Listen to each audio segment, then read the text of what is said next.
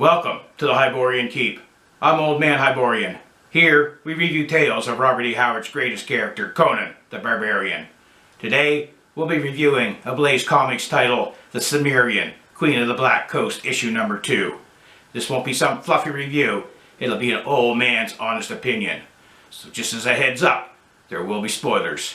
So I don't want you to go crying to your mummy if I say something that spoils it for you. If you don't want the spoilers, go to the summary at the end. And if you enjoy the video, please like and subscribe. And with that, let's get after it.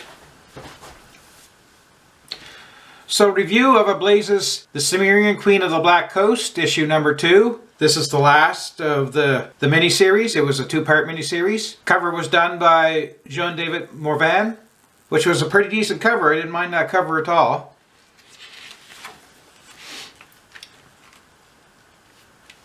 Inside cover, they have a little write-up about Robert E. Howard, and they talk about when the Queen of the Black Coast was first published in Weird Tales in 1934. The writer was Jean-David Morvan, and the interior artist, Pierre Allery. So as I said from the first issue, I didn't really care for the art. It was a little bit cartoony. But as far as the storyline, it's fairly true to Robert E. Howard's story. Shows him going into the city, discovering the treasure, and how the Flying Devil got onto the ship there and killed a bunch of their men. So yeah, it followed the storyline pretty accurately. Shows Conan coming back to the ship, and fairly graphic there with Belit hanging from the sails.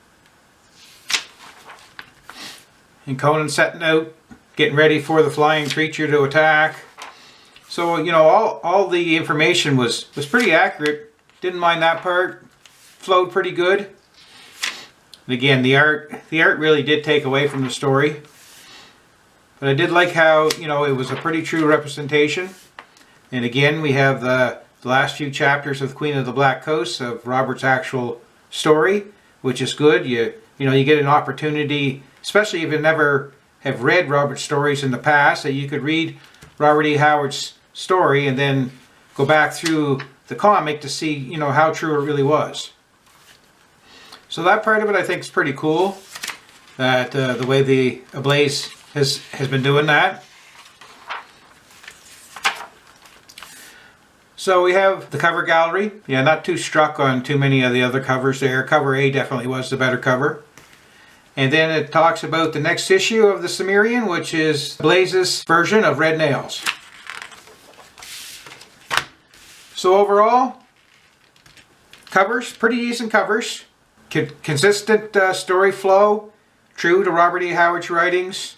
Artwork, not the best. Not a style that I appreciate anyway. But overall, not too bad. Well, there you have it.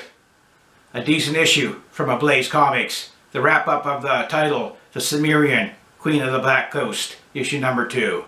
It was a 2-issue miniseries. Wasn't too bad. Enjoyed the cover art.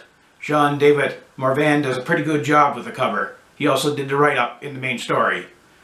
The main story art was done by Pierre Allery. Didn't much care for it. Too cartoony. But also in the book is Howard's actual story, which is pretty cool. You get to read the story, then you can go back through the issue to see how accurate it is. So I did like that.